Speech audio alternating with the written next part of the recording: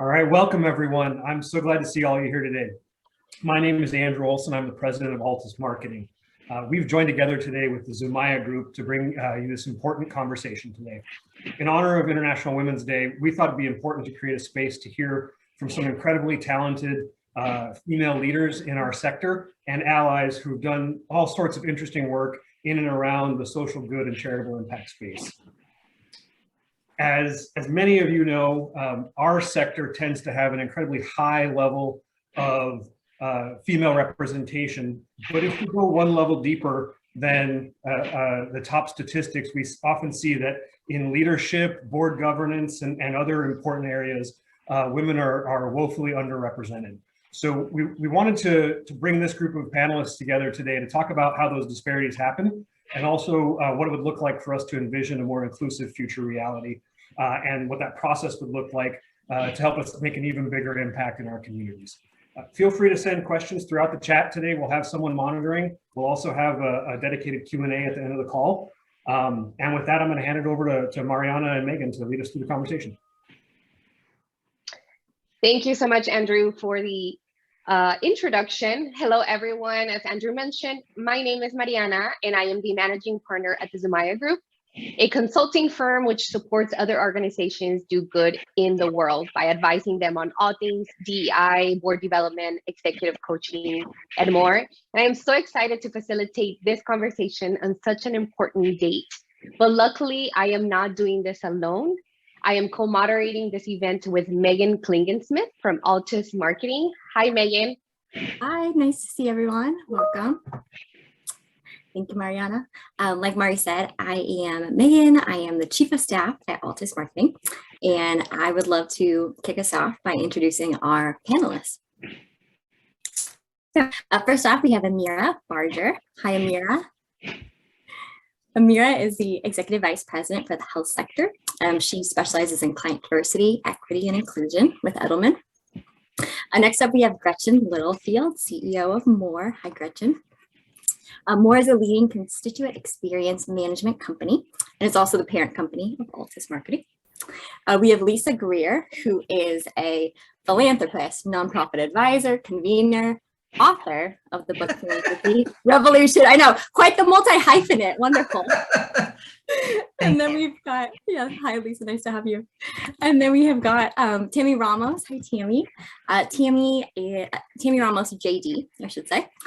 Tammy's the executive director of LatinaVIDA, which is a nonprofit whose mission is to empower and equip Latina professionals to overcome systemic workplace barriers through leadership programs and other developmental opportunities. And last but not least, we have KT Moore joining us. Hi, KT. KT is here, as you might guess, KT is here to speak from the male perspective about what it's like to be a male ally, how men can come alongside women in our space and beyond.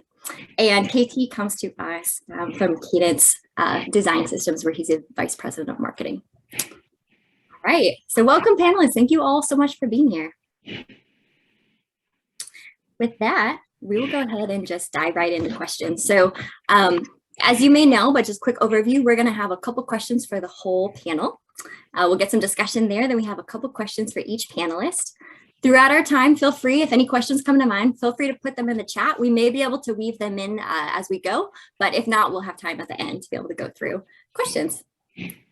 All right, so to kick us off, so panelists, from the start of your career to today, as you think back, what's been the biggest improvement you have seen in terms of how our organizations are bringing more women into leadership?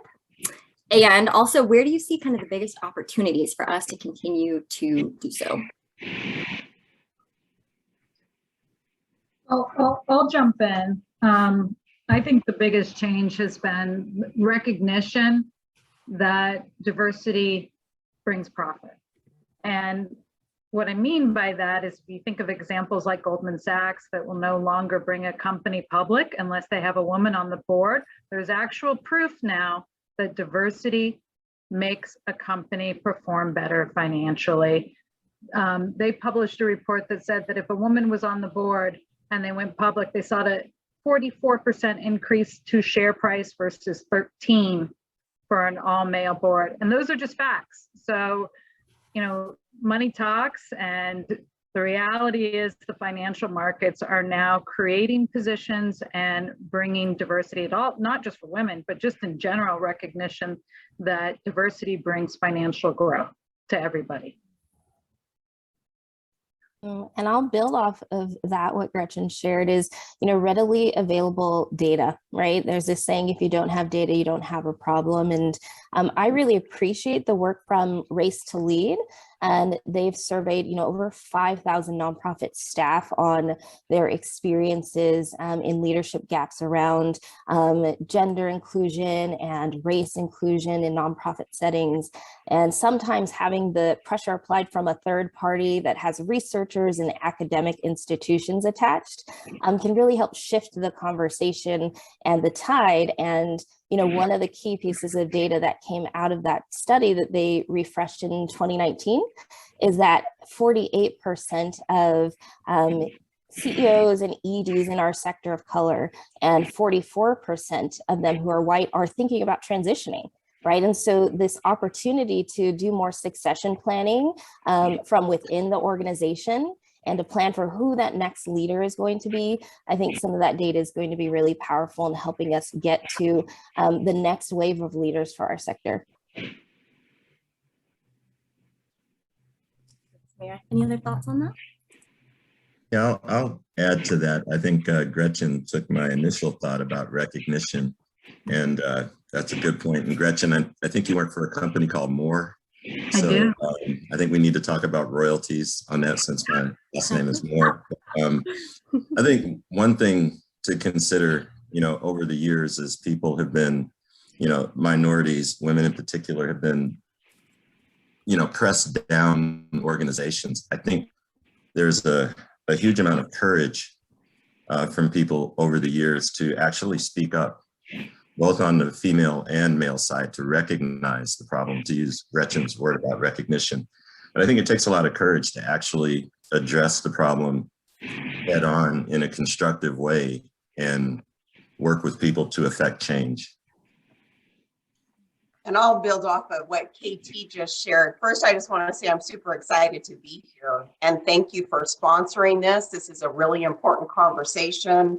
The fact that we're even having the conversation shows the progress that we've made up to this point.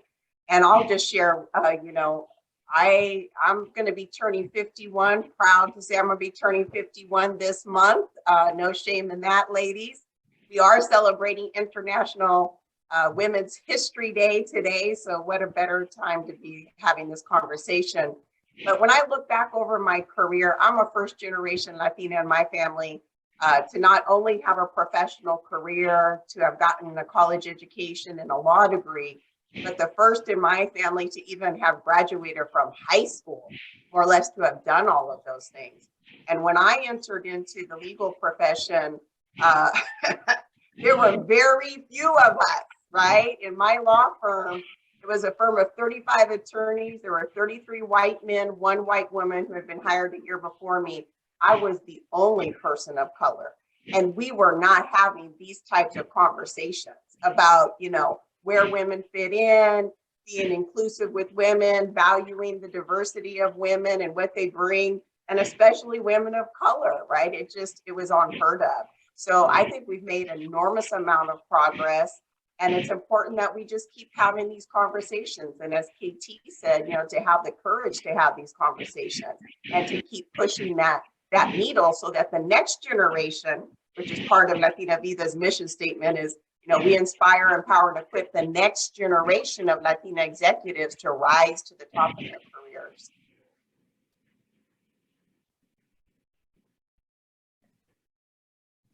Sorry about that, guys.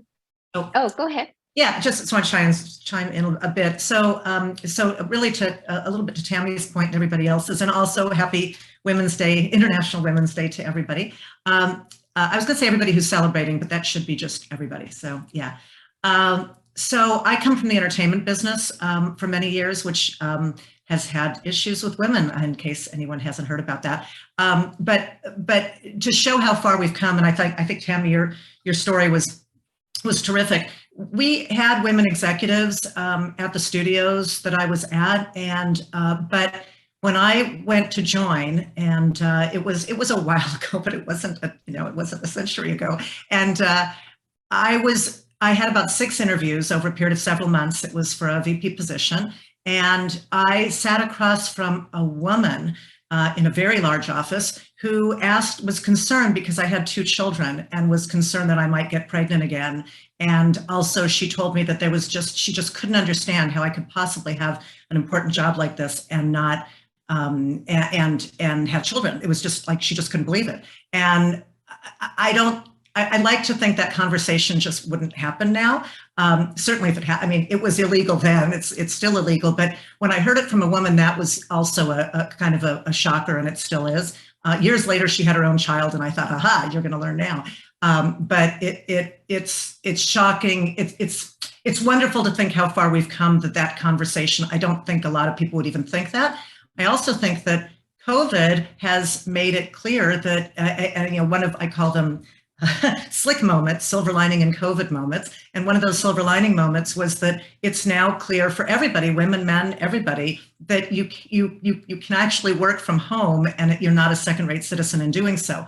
And it took us, unfortunately, a global pandemic to understand that, but I don't think we can understand it. I think that's going to be the story now. So the idea that, I can't come because my kid has a fever and is sleeping isn't a big deal anymore because you can work. So I think that's also a big stride forward just in the last few years. Thank you so much, everyone, for sharing. And I can relate to Tammy as a first-generation Latina, and also to Lisa as a mother to a 9-year-old. So thank you so much for sharing that experience. The next question that we have is, as you think about your career and development as a leader, what kind of support from allies have been the most useful or meaningful to you? And what else would you hope to see from allies in the future? Anybody could go first. I'm happy to jump in here. I'm here today because of Andrew Olson, who you see on the screen. Andrew has, for a great many years, in the almost decade we've known one another, said my name in rooms and invited me to conversations. And, for me, allyship is not meant to be, a passive title, right? It's about the consistency of your actions and how you show up for those who maybe aren't in the room, who are trying to get into the room, or who are in the room but still not being seen or heard. And so, what you can do to say a person's name in the room where the thing is happening, invite them in, amplify and champion what they're bringing to the table is something that is what I love to see. For me, allyship is in the actions that you consistently take. And, I had another friend who invited me to a speaking event similar to this one, but it's a ticketed and paid non-free event. And one of the things she said to the organizer was, I'm going to ask her, but don't you bother her unless you're willing to share some of the coin, right? Whether it's an honorarium or paying her for her time and thoughts. So I think that's another way that we can actively show up as allies to women, to people of color, the LGBTQ community, is say their name in the room, amplify what they're bringing, and make sure that others are seen and are heard actively.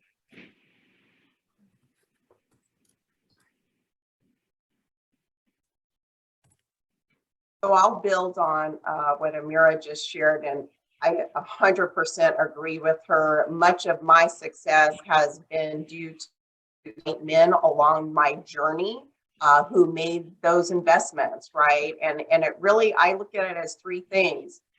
We ask our male allies to invest their time, their talent, and their dollars, right? We need that kind of investment. And KT Moore, I mean, he's one of the male ambassadors for LatinaVIDA, which I'm actually putting together an advisory board for anybody who might be interested. But I also created something called the 4 A's to Allyship, and it's a workshop that I've done, and I did it for SHIP last year. And the 4 A's of allyship are this. Allies will be aware of what some of the challenges are that women face. Allies will advocate for women. Allies will hold themselves accountable to do that. And allies will put together an action plan. And so I call it the 4 A's of allyship, or your playbook, right? And so it's really being intentional and deliberate. It's not just saying I'm a male ally, it's putting action behind being a male ally. And for the men on this call and the men listening in, I want to say thank you. Thank you for stepping up, using your power, your position, your influence, and your privilege to support us, because we can't do it by ourselves. So thank you.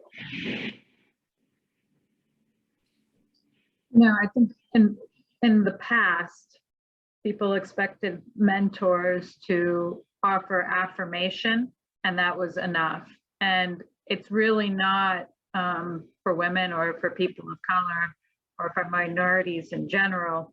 What you need is to have a partner that's going to offer to not just give you a pep talk, but tell you what you need to know to truly grow. And that's the piece that in my career has been most helpful. Is there are a few folks along the way who guided me and actually told me when I was making mistakes. You know, I had a boss early in my career that I wouldn't say that he was the most PC person, but he created a lot of opportunities for me. And he told me when I was making mistakes. So for example, he said, look, you know, you've got all these other skills, but you really need to work on your financial acumen. You need to go back, you need to take classes, you need to get this done so that you can be in the room and really have a seat in the boardroom. And so I did it. But if he hadn't told me the truth of what I needed to do, I never really would have made it. So, you know, I think people get confused and they think they just need the pep talk, but that's not enough to help you get there.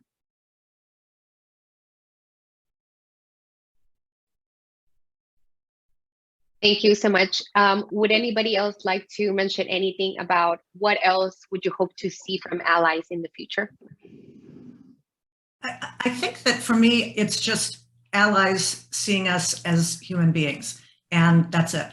I don't, yes, everybody, there's a lot of diversity, everybody's different, but seeing us as that we're human beings and we all have, you know, wishes and families and feelings and, you know, and a life and all of those kinds of things. And I look forward to the day when allies and other women, et cetera, realize that it's there. You just stop making assumptions. There's just forget about the assumptions.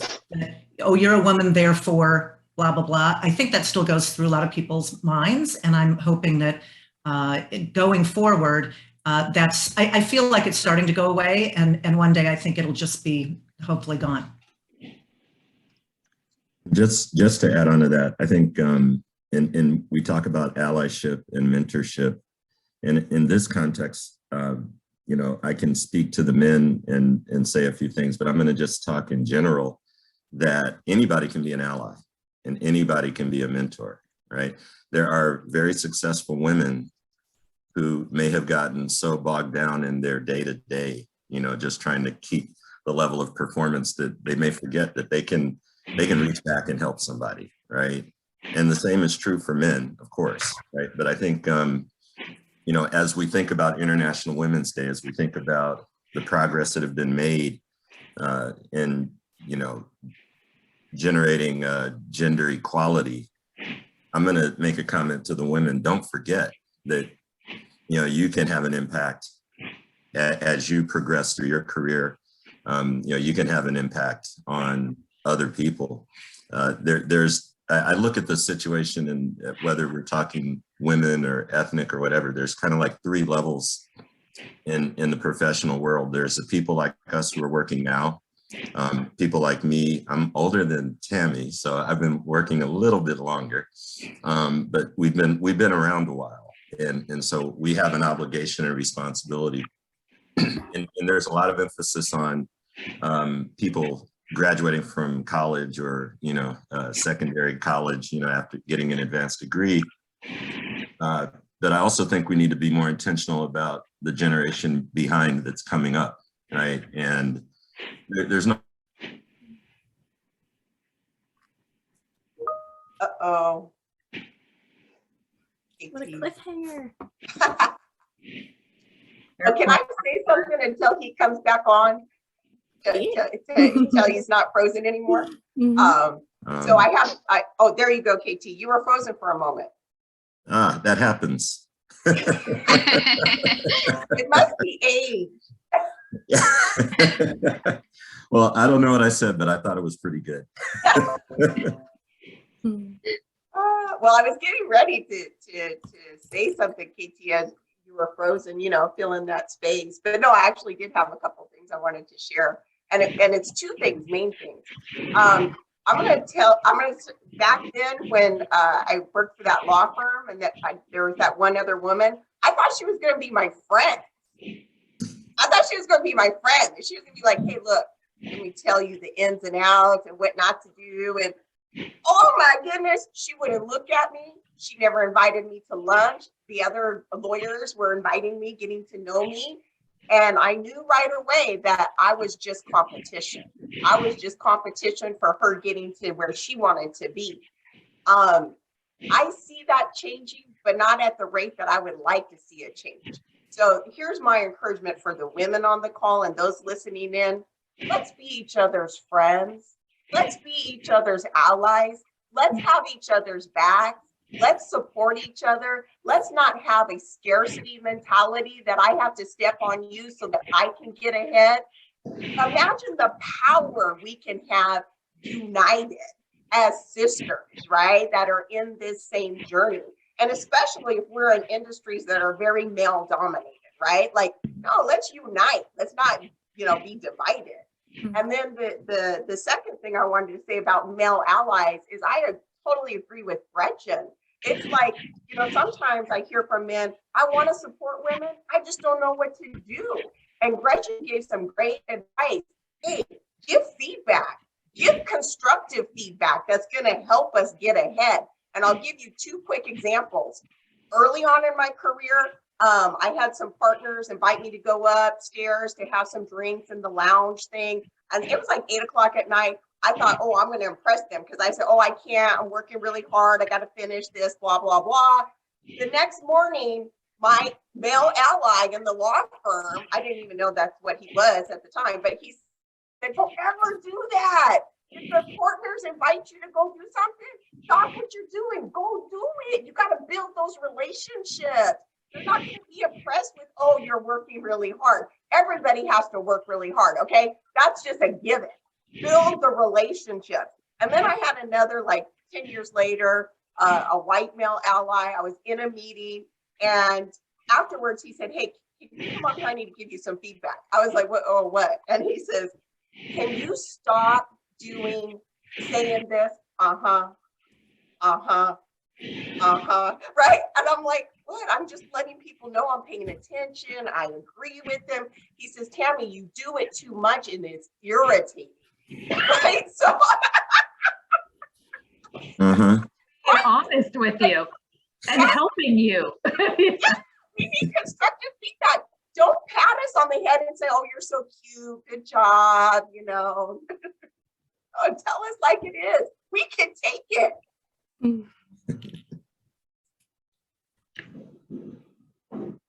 Well, that's a pretty exciting note to transition on potentially. I don't want to cut anyone off, but I feel like we've kind of got our rallying cry to move forward. Anyone have any other thoughts they want to share before we move into individual panelist questions? All right, well, let's keep going. Amira, we'd love to ask you just a couple questions yourself. So kicking off, as someone who's worked in DEI, had a lot of experience in and out of the nonprofit realm. As we get into the discussion, we're talking about gender equity, inclusivity. Those can feel pretty big in scope, right? Those are massive, those are far reaching. We can think about ourselves, society, anywhere in between. So what we'd love to hear more from you, just to kind of frame up, is more about what inclusivity means to you, how you would encourage us to just kind of approach this topic for starters. Yeah, Thank you for the question. You know, for me, I think about, Hamilton's on my mind these days. So I say the room where it happens, right? And inclusion, is everyone, again, in the room feeling heard and seen? Who's knocking on the door but can't get in? And I often like to give a visual. So when I think about, sort of diversity, I think about a puzzle. I've got all these puzzle pieces. Some are similar, some are different, and they're scattered about, right? They're the room, if you will. And inclusion, as I mentioned, is about action, and it's also about reflection, right? How do you think about all the pieces and where they fit together, where they belong together in the room, such that you can start to create belonging and people wanting to stay a part of the puzzle, and do their part to make the picture whole. And, a story is I worked for a global nonprofit organization long before my switch back to the for-profit world, where I get to serve nonprofits in a different way. But I was on the executive team there leading development and marketing. And what that meant was I was at all of our board meetings throughout the year. And at the time, we were revising all of our communications narrative and our positioning. So I invited key members of my team who happened to all be women. It was 4 women. And they were the ones who were really in the work. They were doing it. They were the thoughts and the brains behind this new positioning. And I wanted them to have this chance to actively present to the board and engage with them on their work. And we were going to proof test some messaging. And the CEO's chief of staff, he excitedly invited the team into the boardroom for the meeting and showed them to their seats. And they were 4 chairs on the margins of the room. Not at the table, but at the back of the room behind all of the executives and the board members. And the first question people often give me is, well, there must not have been any room at the table, right? Wrong. There were plenty of seats at the table. And for me, it was this visual depiction of what so many of us still encounter today. I approached the chief of staff about it, and sort of his answer was, well, they should just be grateful for being invited into the room to begin with, because they're not usually there. And for me, to sit them at the margins of the table when they were meant to actively engage in conversation, to participate, to share their thoughts and their experiences on the work that they have ownership over, was disappointing to see. It was typical, it was insulting, it was rude. And again, it was just that visual for me of so many, whether you're an only as a woman or a double only of a woman plus something else, Black or LGBTQ or disabled, right? You're invited in the room, but you're not given a seat at the table. You're invited, but your voice isn't heard. You're still at the margins, and no one has shared or extended any sort of support, resources, or power to invite others like you into the same room. And is that really what we're calling progress? Because to me, it's performance, right? It's that tokenism. You're sharing space, but you're not sharing power. You're inviting into the room, but not giving the microphone to the next person for their voice to be heard. And our actions, which is inclusion, our actions have to be more than symbolic. It has to be about changing the makeup of the conversation and changing the outcomes of the things that we're doing, and not telling people that they should just be grateful for being in the room to begin with. And so 3 things that I think about, because inclusion, again, is action. And I tell people the way that I try to spark conversation or challenge conversation for inclusion, I keep 3 things in mind. And the first one is acknowledge what's happening, right? Use your language and your words to acknowledge what's happening. Sometimes it's as simple as help me understand, or say more, or you know what, I too have experienced what Tammy just expressed, and I'd like us to pause and discuss that. Or saying to someone, you're not entitled for them to educate you about X, Y, or Z, right? So how can you use your words to acknowledge what's happening in the room or the scenario? So that's thing 1. The second thing I try to do is to check in with people, whether it's the person who has experienced the thing, the microaggression, the bias, or the scenario. but also to check in with people who have committed the thing, right? To call them in and talk to them about their behavior or their patterns. Sometimes it's as simple as saying, you know, to the person who experienced it, you know, how are you taking care of yourself this week with everything that's happening? Or, you know, I believe you. I heard what you said, I believe you. And here's what we're going to do. Can I go with you to HR? Can I go with you to your leader? Do you need that support? Do we need to move the deadline, right? How do you check in with them? And with the person who might have committed it is, you might say to them, you know, I don't think you saw the connection to sexism when you called me bossy. Let me share with you an experience that I had. You know, there are different ways that you can check in with people. And the third thing that I do, so acknowledge what's happening, check in with people. I try to reduce or redistribute the emotional burden or labor, right? I'll say things like, well, I've always known Susie to be a really dynamic speaker. So, you know, why are you so surprised? And why did you say that to her? Or can you give me specific examples of what you're describing when you talk about so-and-so, right? So I try to find ways to use my language, or, you know, that's a question that I've learned so-and-so gets asked a lot, right? And I used to ask that question all the time. And I noticed that I rarely asked it of, you know, other kinds of people. So try to redistribute the emotional burden, and to challenge things that you hear that aren't inclusive. You know, people will often catch someone at the end of the meeting. Oh, I heard when so-and-so stole your idea. That was really terrible. They shouldn't have done that. Or I saw that they sat you over here. They shouldn't have done that. But say it in the room.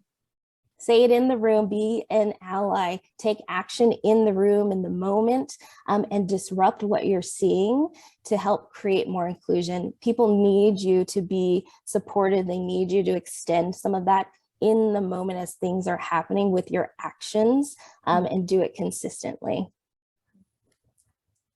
Amira, that kind of feeds to your next question, when you're talking about some of the progress that's made or not made, and what do we really measure there? You've written that we are the nice sector, and you'd written that, you know, there's nice nonprofits. I'll quote you. Here you go. Nice nonprofits made up of nice people doing nice things and putting nice into the world. And I'm sorry to be the one to tell you, but nice simply isn't enough. So we love that. We love to unpack that with you. So tell us more about the niceness that you see us settling for in the impact sector. And if we settle for nice, why it just isn't really enough to move the needle.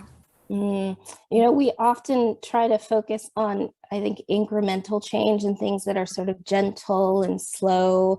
And so much of the conversation we're having in the nonprofit sector, in the world of DEI, is how do we reimagine, right, things as they are today for what they could be tomorrow. And so many of my own experiences or of others in the nonprofit sector, you know, my boss is really nice and says nice things about me, but in all those years of niceties, that hasn't changed, you know, pay equity. It hasn't changed my upward mobility. I don't have new opportunities. I'm not in certain rooms. I work with a lot of grassroots organizations, and, you know, they live in nice neighborhoods where people nicely say, you're being divisive. As opposed to seeing that the actions they're trying to take and the change they're trying to make is for the benefit of those who are, you know, pushed out to the margins and left on the sidelines and not invited into the room and aren't experiencing, you know, equity. I myself have encountered, you know, very nice board members who say things like, well, how did you make it into the roles that you're in, you know, being the kind of person you are? You know, and I assume some things about what that means, what kind of person you are, but they say it very nicely. And so my point with nice is not the measure, is that niceness is, you know, saying nice things, maybe a gesture or two, but it's not always rooted in actions. And there was this viral tweet, it was a few weeks ago, that I saw where the author said that the East Coast is kind, but not nice. And the West Coast, where I live, is nice, but not kind. And what he meant was, he said, you know, niceness is saying, I'm so sorry you're cold, and then walking away and doing nothing. But kindness and action is, oh, you've said you're cold 5 times. Dear God Almighty, here's a sweater, go get warm, right? That sort of East Coast grit. it wasn't maybe nicely said, but it was kind, because kindness is addressing the need and taking action. And that's sort of my point with nice is not the measure is, you know, you can say nice things. Like I said, catching someone at the end of a board meeting, like, oh, the way Jim talked to you was really harsh. But you didn't say it in the room. You didn't disrupt and take action in the moment to redirect that behavior.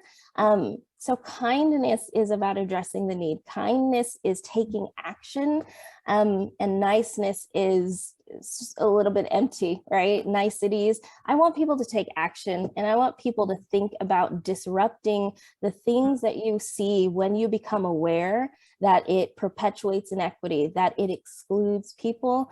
Take action, do something specific to walk alongside those who are not often invited into the rooms that you are.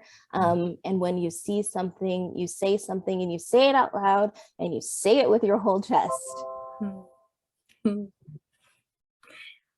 Thank you, Amira, so much. You transition us well, because two of the words we're really hearing you talk about a lot are action and disruption. And so we'd love to kick it over to Gretchen, talk a little bit about the action and the disruption that's been part of your career in terms of, you know, at this point, you've been a president and CEO for most of the last 2 decades. And we're wondering, what are the most common misconceptions that you're still seeing about women in leadership or experiencing? Well, I actually want to take a step backward and address something that Tammy said, because I think it's super important. And I wish somebody had told me this sort of secret earlier in my career, which is you don't rise up the ladder by pleasing and appeasing your boss. That is not how you make it. You make it and you go up the ladder by being advanced by your peers. And what I mean by that is, if you decide to invest in other people and making them successful, giving them credit where it's due for their ideas, and bringing other people up along the ride with you, you will become more successful. And that is universally true. When Tammy was talking about the woman that had this mindset of scarcity, that there are only so many positions that are available, maybe to women or to whoever, that is the complete opposite of what somebody should do if they want to make it up into senior leadership. And there is sort of a stereotype that women leaders are these, I don't know, you know, she-men that are mean and vicious. That's not how you make it. Mean, vicious people don't usually become very successful. It's the opposite of that. You give away your time and talent and make other people more successful around you, and then they push you up. That's how it works. So, you know, I would say if there's young people on this call that are listening, invest in your peers, make them successful, give them credit, look for opportunities to make other people advance, and you will, on your own steam, make it up the ladder just from doing that. Love that. Thank you, Gretchen. With that, you know, as you talk about some of the younger people in the audience and helping encourage people in their careers, for you here at Moore, you've got thousands of employees under your leadership in roles that are as diverse as, you know, account managers to envelope adjusters. So you really span the gamut. What would you say has been the most rewarding aspects of building an inclusive culture within the enterprise? And what, if anything, has been unexpected or challenging about, you know, kind of uniting a large group of really diverse people? Well, and it's not just along the lines of traditionally how we think of diversity, but also socioeconomic for all of those different roles that you're talking about. I think for me personally, it's really exciting to think about that we're creating opportunities for people's lives. We're creating growth for our clients by bringing that diversity into our company. And, you know, I continue to be shocked by how difficult it is to attract talent, just universally. And, you know, it's the greatest asset of every company is your talent more than any other factor. And so investing and trying to bring in diverse talent, and not just in a transactional short-term way, but a long-term way, and helping people think about, what is the next step in their career, investing in their education and their advancement overall has been extremely rewarding to me personally, but it's definitely helping our company become more successful. And I think that there's going to be a shift just in the world in general, where people are going to start recognizing that investing in talent and people in general is single greatest challenge and most rewarding. So thank you very much. All right, well, that leads us over to Lisa. So Lisa, we would love to hear your perspective, especially as we talk about impact and we're looking at philanthropic impact that can be made. So not just working in these organizations, but also through philanthropy in and of itself. So as a thought leader and an author in philanthropy, what are your thoughts on the impact of women like Mackenzie Scott, like Melinda Gates, who are making these massive and very public contributions lately? Tell us about how that kind of sits with you, what you see there. Yeah, right. So I have a lot to say about it, but I'll try and keep it brief. First of all, in case some of these women are watching, thank you. But I think that it has, I'm very, very impressed, excited, pleased, happy, etc. that this has started to happen, and it's all been in the last year and a half, I think, is at the most. But I am dismayed at the results, at the pushback that's happened. And as soon as Mackenzie Scott gave her first gifts, there was, especially in the press, which I found really kind of shocking, and I'm sure most of you saw it. But it was just attack. It was oh my gosh. And it was all these assumptions that I really have an issue with assumptions. And so it was, she's done it too fast. She must not have done any research, and which was just false. Oh, well, she doesn't have any staff, and so she couldn't possibly have done a good job. Oh, and it was a lot of like, it was a lot of, I felt the messaging was, she's a woman, and people couldn't deal with that. So I think that there's actually been books on a number of well-known women who have been amazing donors, but there's also people who are, I was just reading a story the other day about a woman who was a, anyway, she was a secretary at a company and left like $16 million to a nonprofit, and this is not that unusual. And I would like to be able to really amplify those stories as well as these big stories. And now you can do it, and it doesn't feel as unusual. I do think that people have, just because of what's been happening in the world, I think people have gotten tired of attacking Mackenzie Scott. So okay, and she's done so much good, and Melinda Gates and all of these other people, but there's also a lot of women in the past who've done this and had to do it really quietly, because it was sort of like, oh yes, and you're a woman. Oh yes, but it might not be your money, or all that kind of thing. So I have come up with an answer to all of this, which is that sort of yes but thing, and that's really, I think, to everybody else's point too from before, that whenever I hear somebody say something like, oh, that's nice, and it hits me sort of the wrong way, or, oh, but you didn't research it. I have this new mantra, and I force myself, and I think about it all the time. And the mantra is, would I have heard that from a man? Would a man have said that? And if the answer is no, then I know which way to go with that. I know that we're doing something that's like the patting on the head kind of thing that Amira talked about. We're past that, and we just need to, and that for me, and maybe for other people listening to this, that gives me energy to say, no, that it's sort of like the test. It's lots of different theories have tests attached to them. That's my test, is would we ever hear that? Would there ever be that situation at the table if those were men? And I don't think so. Most of the time, no. In fact, usually if you all try it on yourselves, you'll find it's pretty easy to answer. It's shockingly easy to answer. But I also see some really wonderful things happening in terms of women getting together, also men getting together, all different people getting together. But But there was an amazing thing that happened at Dartmouth recently. I don't know if anybody's aware of it, where if you're not, you should read it because there's lots of articles. But a number of women said, you know what, we're just tired of being left out. We're left out of the board, we're left out of decisions, we're left out of whatever. And almost the articles I read talk about the woman who kind of pulled it together, was a graduate of Dartmouth, was a professional, was wealthy, had done really well, yet her own school was sending solicitations to her husband and not to her. And that's just, you know, it's like, really? Like in this day and age, that's happening? So she kind of, it's what are they, like get angry. And she got angry and she said, I'm going to do something about it, as opposed to just get angry, like, let's go do something about it. So she collected a group of women who initially it was, let's get 100 women to raise, I think it was 10 women to raise $100,000 a piece.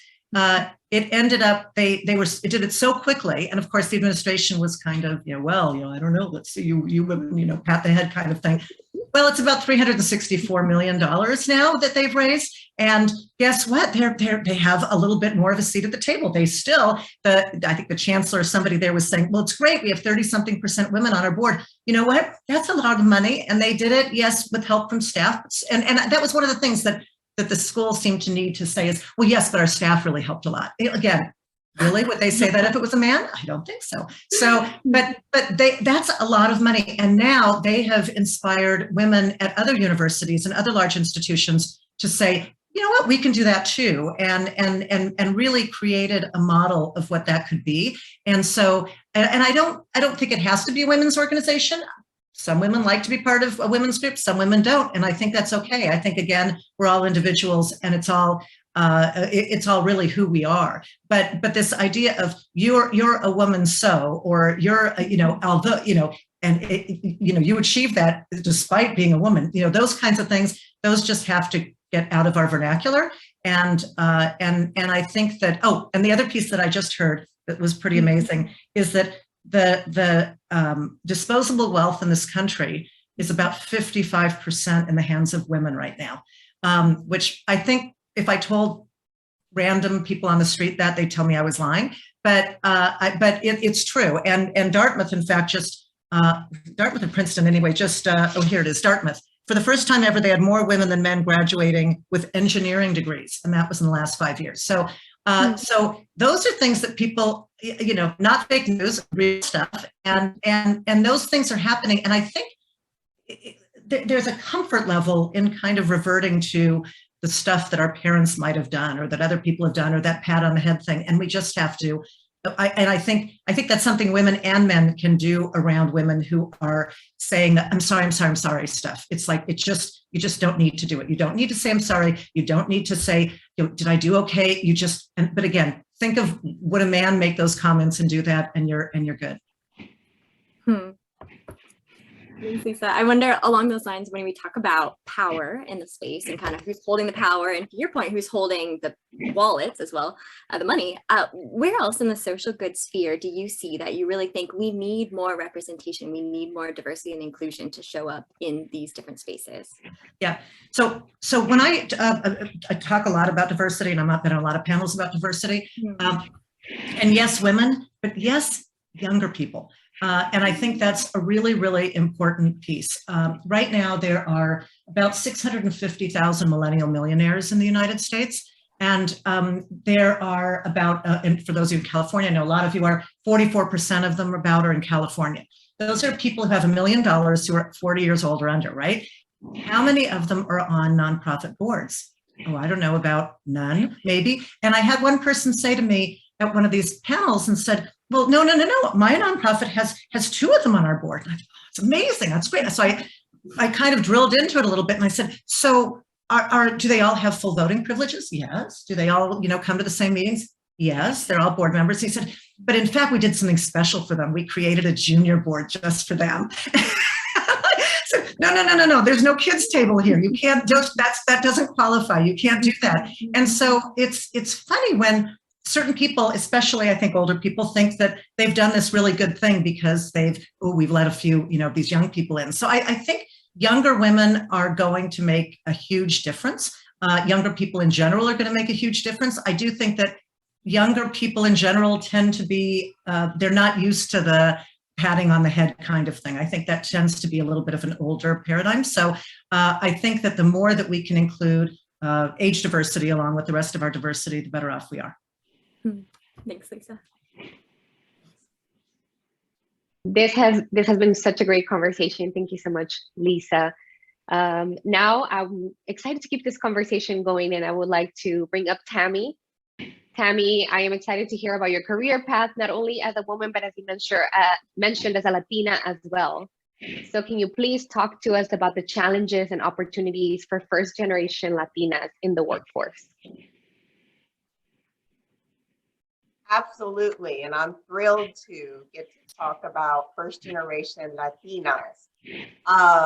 You know, I've been thinking a lot about this because it is what I live and breathe on a daily basis, right, at LatinaVIDA, which is all about supporting, empowering, and equipping the Latina to be successful.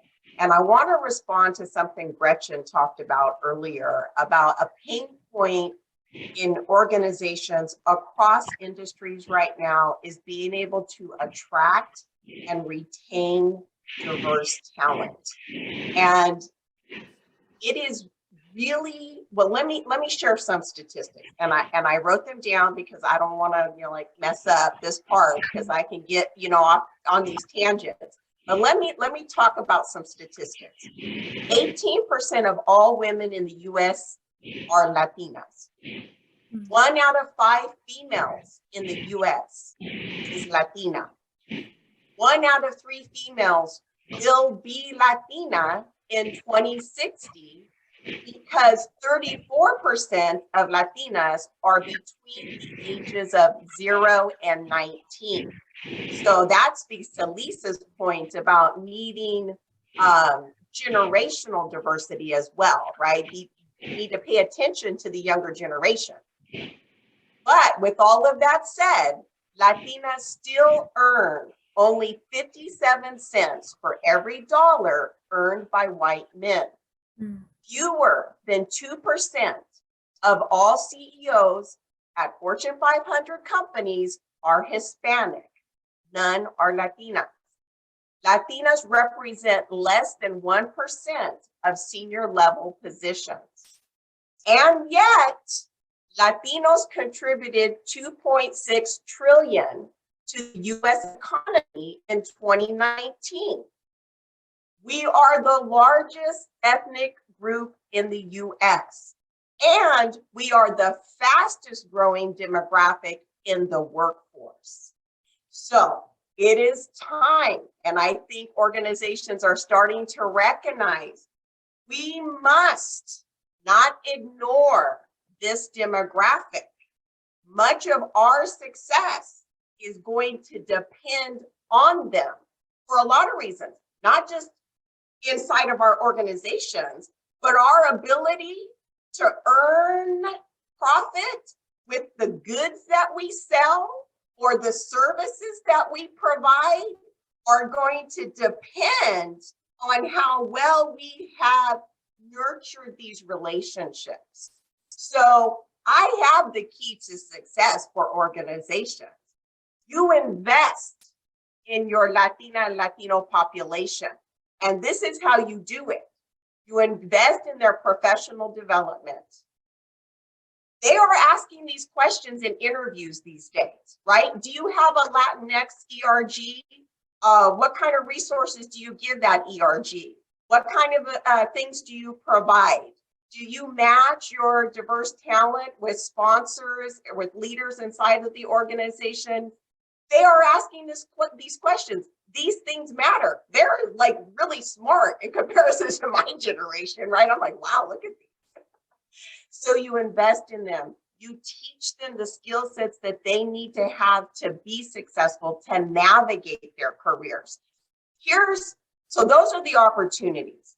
Here are the challenges. So right now I'm going to speak to the Latina on the call and the Latino and, you know, women of color in general, people of color in general. I'm going to talk about imposter syndrome because it is something that organizations invite me to speak on more than anything else. Although I can talk about executive presence, creating a personal brand, learning how to network effectively, the difference between sponsors and mentors and all of that good stuff. But what organizations say is, can you talk about imposter syndrome? Here's what imposter syndrome is. It's the Latina, and I have struggled with this throughout my entire career, and that's why I'm so passionate about talking about it. Imposter syndrome is this: everybody else is smarter than me. I'm a facade. I'm faking it. I'm doing the fake it till you make it thing. I'm just going to keep my head down and work really hard, and hopefully that'll get me ahead. I don't want to call attention to myself. I don't want to speak up, and especially if I have an accent, right? English isn't my first language. Now I'm afraid I'm going to say something, I'm going to pronounce it wrong, use the wrong word. They're going to think I'm not smart, and they're going to kick me out of here. I'm speaking to the Latina, but I want everybody else to listen to this, because employers, organizations need to understand our culture. And when you're the first in your family to have an education and have a professional career, you can feel really afraid in your organizations, and you can feel really alone because you're the only one, or you are one of few. So I want to say to the Latina, sí se puede. Yes, you can. You are smart, you are capable. I just did a workshop on honoring United States Supreme Court Justice Sonia Maria Sotomayor, because she's a great example, right? She's a first generation Latina as well. And she graduated from law school way before I did, even, you know, when that was definitely unheard of. And now she sits on the United States Supreme Court. Her father only had a third grade education. So sí se puede. My dad only had a sixth grade education. So don't believe the lies that either you tell yourself or the messages that you have received externally about your capability. You have poder. You have power. And for everybody else on the call, I'm going to tell you, the Latina is the one that's purchasing the services and the goods, just so you know, right? Like, you know, the husbands, the boyfriends, the partners, they're like, okay, lo que usted diga, whatever you say, if that's what you want, that's what we're going to get. So I know I just spoke a lot. I'm really excited. No, thank you, Tammy. We need that excitement, that energy. So the next thing I want to cover is talking about male allies. So I want you to talk to us about how male allies have the opportunity to support Latinas in their career advancement. So some tips that you can recommend. So we've covered a lot of that already today. I think Gretchen added a lot of value to that. Amira did as well. And I'm just going to repeat what I said earlier, and that is use your power, use your influence, use your position, your privilege, and your dollars. I cannot not emphasize dollars, right? Because we're a nonprofit organization, LatinaVIDA is. And so we really do depend on, you know, the dollars that people make to support what it is that we do, which I'm going to have to just highlight for organizations. When you do that and we put you up on our sponsorship deck and we put you up on our website, that really goes a long way, right? To say that, wow, this is an organization that supports the professional and career development of Latinas. So I think, you know, with male allies, they oftentimes just want to know how to do that. And that really is the secret, right? It's you use your sphere of influence. And I'm gonna, before I pass it on, I'm gonna share one story because I was just coaching a chief legal officer, white woman in a very large organization yesterday. I had shared the starfish story with her, and I met with her again yesterday, and she said, I've been telling everybody the starfish story. So I'm going to tell you all the starfish story, and forgive me if some of you already know it, but it's a really powerful story because, and I shared it with somebody recently because they asked me on a call like this, but with more people, they said, how do we overcome systemic racism? That's a big question. And if I could answer it quickly, I would be a billionaire, I'm pretty sure. But here, I have a solution, kind of. And it goes for male allies, and it's this. We each do our part. The starfish story. There's a bad storm the night before. There's starfish all over the beach. There's a man jogging on the beach, and in the distance, he sees somebody looking like they're dancing. But as he gets closer to them, he sees that the person is picking up starfish and throwing them back in the ocean. And he said, "What in the world are you doing?" He says, "Oh, I'm saving starfish." And he's like, "There's thousands and thousands of starfish on the beach. How are you going to make a difference?" The person stooped down, picked up a starfish and threw it in the ocean and said, "I made a difference for that one." So that's my encouragement for everybody on the call, those listening in, watching the recording, whatever it is. Figure out what your sphere of influence is. Pick up your starfish and throw it in the ocean and make a difference for that one. And if we all did that, just think how kind, right? We were talking about the difference between niceness and kindness, how kind that would be.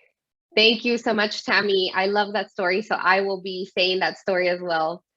And well, we've talked about male allies and the crucial role that they play. And with that, I would like to bring KT in for more questions. And KT, as a leader and an ally, in what ways have you been able to empower and uplift the women around you? Yeah, thanks, Mariana. And I got to say to Tammy, muchas gracias. That was really great. And honestly, this whole panel, you know, I like to do these things because I come away better, right? There's so much sharing that it's really impactful. So, you know, to your question, you know, it's interesting. I think for me, there's a few things I think about as a male ally to other people, whether it's women, men, what have you. And the first is to help them feel confident in their abilities, right?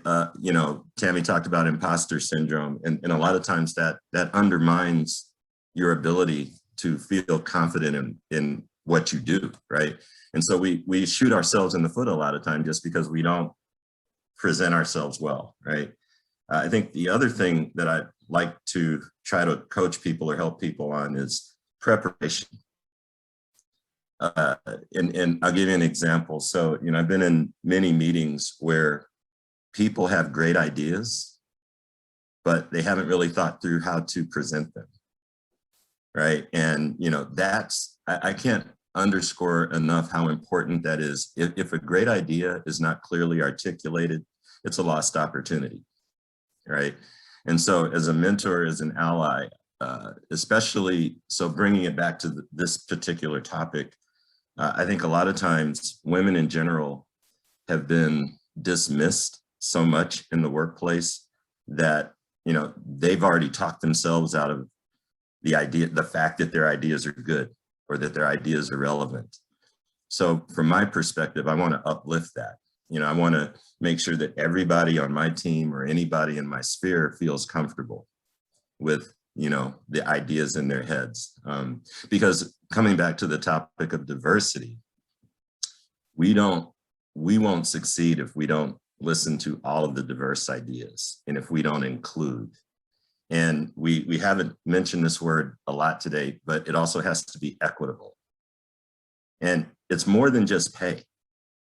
You know, equitable is you know, the root of in there somewhere is the word equality. And we have to treat everyone with respect. And I always like the principle of, I want to treat you the way I want to be treated. You know, earlier we were talking about, I think it was Gretchen who was talking about, oh, that's nice, you know, and things like that. I know I heard that, you know, that mentioned a few times. Well, you know, and this is to the men on the call, you know, you need to treat everybody. We as men need to treat everybody the way we would like to be treated. I don't like to be condescended to. I don't like to be talked down to. I don't like to be dismissed, right? So don't confuse kindness with equality, right? And so that's kind of where I see my role in empowering women in particular in this conversation to, you know, lift themselves up in the organization or whatever they're doing. Thank you, KT. That's so insightful. And do you have any particular ways that you would encourage women to engage with and collaborate with their male counterparts in their effort towards the gender equality in the workplace? Yeah. Okay. So I mentioned it earlier about preparation, right? And so I think it's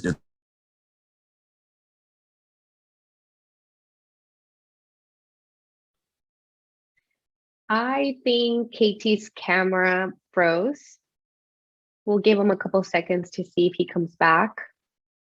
I'm pretty sure he has a great answer for us. Uh-oh. Can you hear me? You're back. Yes. Okay. Okay. We didn't hear the beginning of your answer. Okay. Yeah. So there's a book that I read a long time ago called The 7 Habits of Highly Effective People. And I recommend that for anyone starting out, just leaving college. I recommend that for someone like myself. I still go back and read the book from time to time because there's very important principles there. But again, I think it comes down to preparation, right? In terms of dealing with male counterparts. But in that preparation, what you should think about is how clearly can I articulate what's on my mind, right? It's not always because you're a woman. A lot of times it's because you have to realize who you're talking to, right? And executives, in many cases, I always tell people this, you only have about 2 minutes, if that, to get their attention, right? I used to tell my daughter, you know, she would tell stories when she would come home from school, and she would start to tell me about something that happened to her at school. And before she could tell me what happened, I already understood what was happening in the classroom. She was telling me about everybody else and all these other things. And then by the time she got to the point, you know, it was lost, right? So this is a systemic problem that it's not just women, it's actually everyone. But I've noticed that people who are successful have the ability to communicate effectively, regardless of the environment they're in, and they can relate. You know, they can relate on the fly to the situation. They can adapt. So that takes practice. That takes a lot of practice. You don't just wake up one day and all of a sudden you're a great communicator, because for every person that's on this call, there's a different style that works. So, you know, it's all about practice. And the way I try to do it is, you know, I try to lead by example. You know, if someone asks me a question, do I answer the question, or do I first try to understand the nature of the question? What's the root cause of the question? What's behind the question, right? And it's so important to do that before you answer, especially if you have kids. If nobody has kids, if you don't know why your kids are asking you the question, you're in trouble, right? So it's just a good thing to practice at home and at work, right? My kids taught me a lot in that regard. So that's one of the main things I like to focus on. Thank you so much, KT, for your male ally perspective.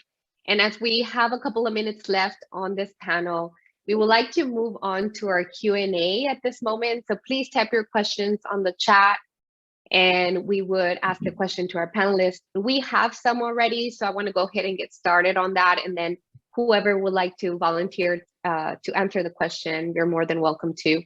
The first question that we have is from Alyssa. As a non-Latina, how can we be an ally and help raise up their voices? Tammy, do you want to take this one? As a non-Latina, how can we be an ally and help raise up their voices? So very similar advice that I gave for male allies, right? And then somebody said, I think it was Gretchen or Amira said, you know, anybody can be an ally. So it's using your power, your position, your privilege, your dollars to support. And I think it was Amira who also talked about, you know, speak up on behalf of when you see there's minimizing happening, or somebody's being spoken over, or somebody's not being given an opportunity. Be the one that says, hey, look, we haven't heard from Mariana yet. You know, Mariana, what is your thoughts? You know, make space for the Latina. I had another thought and I just now lost it. And understand the culture, right? Always talk about how our programs are culturally relevant. So when you start talking about imposter syndrome, networking, visibility, executive presence, those are different conversations when you're speaking about them through a cultural lens. And I'll give an example. Gretchen had said earlier about, and I agree with her in part, about, you know, supporting your peers and giving other people credit, etc. But I'll tell you, the Latina does that far too much because we are a community people. We're not individualistic. We don't self-advocate. We're taught, be humble, don't show off, don't brag, don't, you know, take the credit, give the credit to everybody else, es la familia, etc., right? So Latinas, in many ways, have to unlearn things that we've been taught in order to navigate and be successful in the corporate world.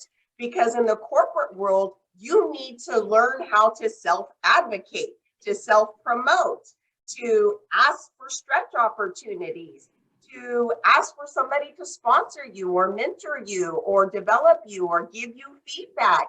These are not things that we as first generation Latinas know.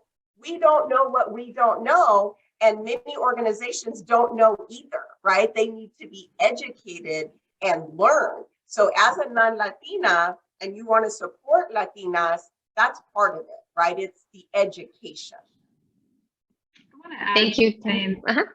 to that as well. I mean, one of the things that companies, I think, can do beyond what individuals can do is to put Latinas into senior level positions. So in our company, our chief people officer is a Latina woman who also has a JD and who is a very successful, smart woman who is leading talent recruitment for our corporation. So it's changed the way that we're approaching the industry as a whole and our thought about how are we going to attract people to our company and how do we make this an environment where people want to work. And by putting people into leadership positions, that is changing the way that we are responding. And that's, I think, you know, it's not just what you can do as an individual, it's what corporations are doing that it's going to have real impact. And Gretchen, I'd like to add on to that. You know, I'm not going to put a shameless plug in for my company Cadence, but we're very focused on this as well. And you know, our whole culture is now been shifting for a number of years towards diversity, equity, and inclusion. And we were having a fireside chat with an author who made a very poignant statement because a lot of people get twisted around numbers, right? Like how many of this and how many of that. And he made a very clear, crisp statement that has stuck with me. And basically he said, it's not about the numbers, it's the principle. It's about the principle. And I take that to mean it's about your intent. You know, if you want to track numbers, that's great. But if you're not interviewing enough minorities, the numbers aren't going to matter, right? Yeah. And so it's more from a corporate perspective, it's more about being intentional about, you know, making the culture more diverse.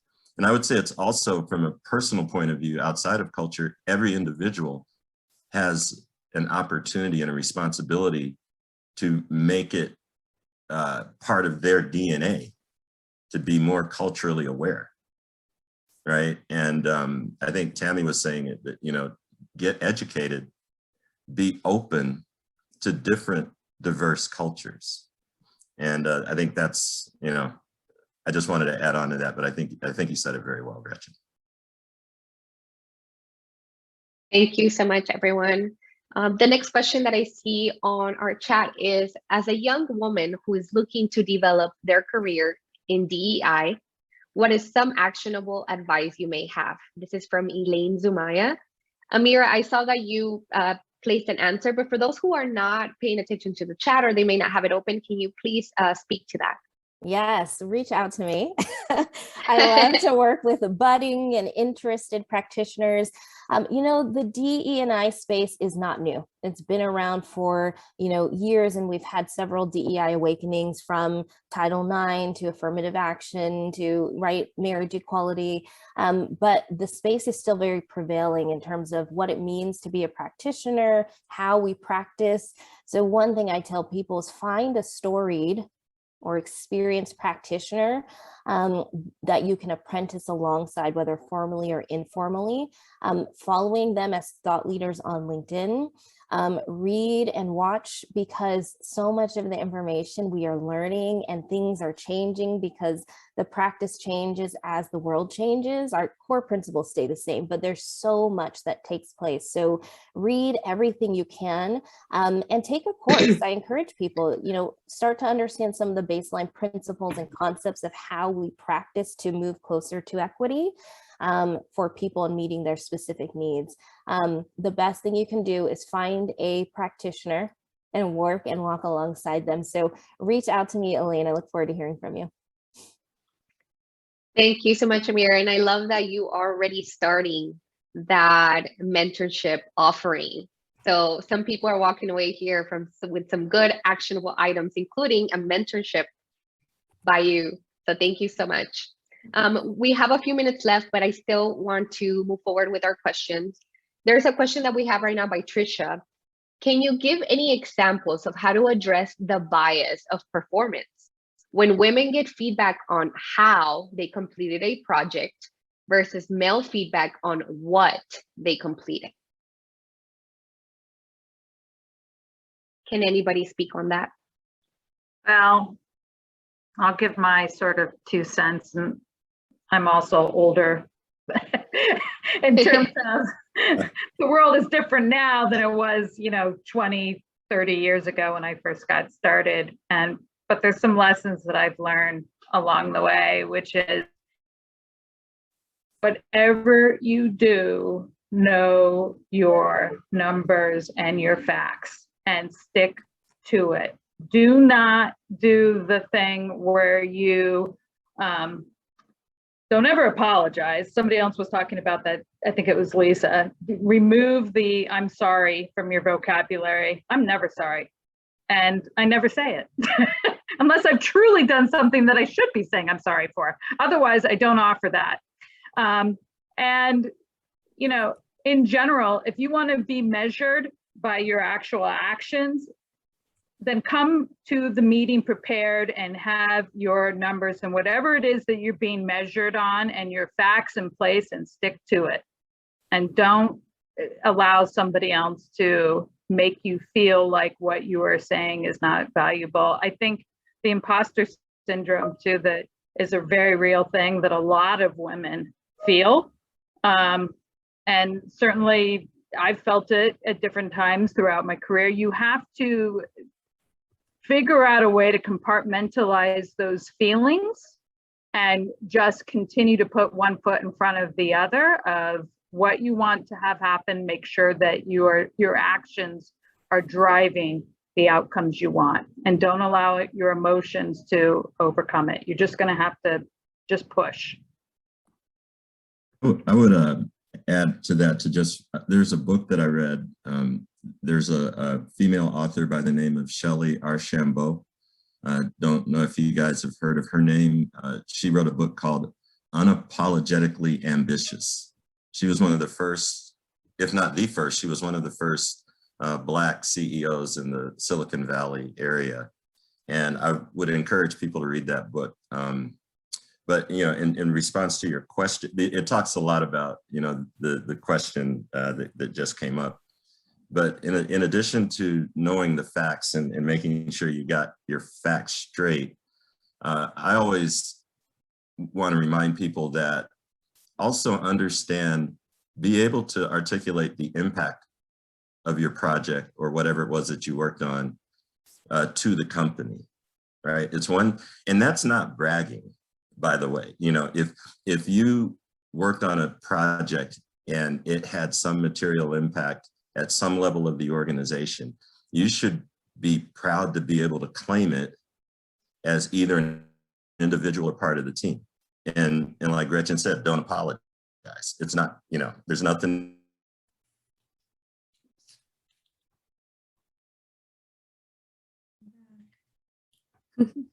He's gonna not apologize for this. Lol. Taking Gretchen's perspective to heart. When you look at your projects, they're never really done until you've done the analysis to see how it could have gone better, differently. What would you do different the next time? And these are self-assessment questions. Don't wait for somebody to ask you these questions. And that's my free advice. I've got a few also. Is that okay? Yeah. So one is, this just drives me crazy, and something tells me that it might drive Gretchen crazy too, is when somebody just does the yes, yes, yes, and says they understand and they don't understand. Really bad. And I think men do it too. I think all different type of people do it, but when you're kind of a little bit on the spot because you're a woman, it just gives them material to come back at you. And so just don't do it. And if you see somebody else doing it, just don't do it. It is going to come back and bite you. And I think that's super important. Another piece, since both of you start off giving advice, is to be yourself. Like, it's okay to be yourself. People appreciate an authentic human being. I know certainly from the entertainment business and from some other businesses, and also from nonprofits, that some people feel the need to act unpleasant, to be nasty, to be arrogant, and they think that that's going to get them ahead. And if you're that kind of person, I'd say tone it down, but okay. But when you have somebody who's not actually that way, trying to be that way, it's super obvious, and it looks like the person's like in a show trying to be somebody else. It comes through, and so you just can't do that. And the other thing is, I think, go into any kind of meeting with, if you know that you know the facts, like Gretchen was talking about, if you know the information, if you've done the work, if you've not guessed, be confident. People like a confident person. And I sometimes hear people say, and especially in the nonprofit world, that they don't want to be themselves around somebody with money because they think they have to be differential. And so that idea about you have to be deferential because of your whatever, because you're a woman, because of your status, because of your economic, whatever education, you just can't do that. It's not appealing to the person on the other side, and it will hurt you. So those are my quick bits. Well, along those lines, we had a question from the audience come up. It's in the chat. I'll read it really quick. As a first-generation Mexican-American whose parents have a 3rd and 5th grade education, the imposter syndrome runs really high. What's more advice you have to overcome this? Obviously, this probably speaks to a lot of people in the audience thinking about any places they experience their own imposter syndrome. So in our last, we'll take about 3 minutes. We'd love to hear from any of the panelists, imposter syndrome, or any advice or encouragement you want to leave the group with today. I saw that and I just have to respond. I call them the 4 buckets. So it's this. Number 1, track your successes, your achievements, the things that you've done that you're proud of. You have them. Number 2, manage that inner critic. Pay attention to what it is that you say to yourself about yourself. Number 3, leverage your support network. Make sure that you have trusted, safe friends, family, colleagues, perhaps a career coach. We do career coaching at LatinaVIDA. Last, the 4th bucket is professional help. Sometimes the fear can be so paralyzing that it does hamper our career success. So don't suffer in silence anymore. Give yourself the gift of professional help. And I'm just going to be transparent and honest. Thank you, Lisa, for appreciating authentic people. I've been married and divorced twice. I come from a lot of trauma. I've spent thousands of dollars and years in professional counseling. And I would not be here today giving this advice or participating in this panel discussion had I not made that investment. So we don't talk about mental health enough. We need to take care of ourselves. It's a gift. Love it. Thanks, Tammy. I would just echo what Tammy is saying about looking to others for guidance and help for how do you overcome those feelings. Very early in my career, I was going into a board meeting with an investment group, and I was paralyzed to speak to these people because I naturally, walking into this meeting, assumed that these people knew more than me, were smarter than me, were better than me. And I definitely was the only woman that was in that room out of 20 people. And somebody else that was sort of an advocate for me on the side whispered in my ear and said, nobody in there knows any more than you. And it's been advice that has helped me through my entire career. And it's something I sort of tuck in my pocket. People generally don't know any more than you. You are smart enough. And as long as you're carrying that in with you, and when you go into meetings and your relationships with other people, it does make it a lot easier. So I would just add, you know, for me, one of the things I think about is that the actions of confidence often come before the reality or feelings of confidence. And it's like a muscle. You have to work on it or it atrophies, and confidence is that result of doing it over and over and over again. And Tammy mentioned tracking your successes. I keep a Excel sheet of the cool things I do, but I also keep a folder physically and digitally of nice notes people send, words they said about me, affirmations and things that I go back to remember, to Gretchen's point, that I'm pretty cool. I know what I'm talking about. I'm in the room for a reason. And people have helped to affirm that for me as well. So, you know, remind yourself that, because, you know, again, it's the actions over and over again. I speak all the time and people say, oh my gosh, you're so confident doing it. You never get nervous. And that's not true. Even today, before every speaking engagement, right? But it's because I practice this muscle over and over and over again. I dive in head first and I do it. I was a very quiet child. No one who knows me today would call me quiet. It's the act of practicing it over and over and over again. Just one more thing before we jump off. While it's important to track your successes, I would also recommend study your failures, right? Because I've never, for every success I've had, I probably had 10 failures on the same thing, right? So that's, again, my free advice. Nobody will get an invoice from me for that. So. Except for more, because apparently there's a royalty agreement being. Yeah, I'll talk to Gretchen offline about that later. Well, we are at time. Panelists, thank you all for being here, for sharing your knowledge and experience. Everyone who joined us today, thank you again for being here and for investing in this topic. You know, I think in hearing what everyone shared and from the questions that were asked, it's really clear to me that for our sector to continue to work towards solving some of our biggest problems, part of that solution has to lie in bringing new ideas forward and bringing new and diverse voices to the table. So I'm grateful to all of you and just appreciate the time that you spent here today. Thank you. Everybody. Thank you. Bye. Thank you. Have a great day. Yes. Bye. Take care.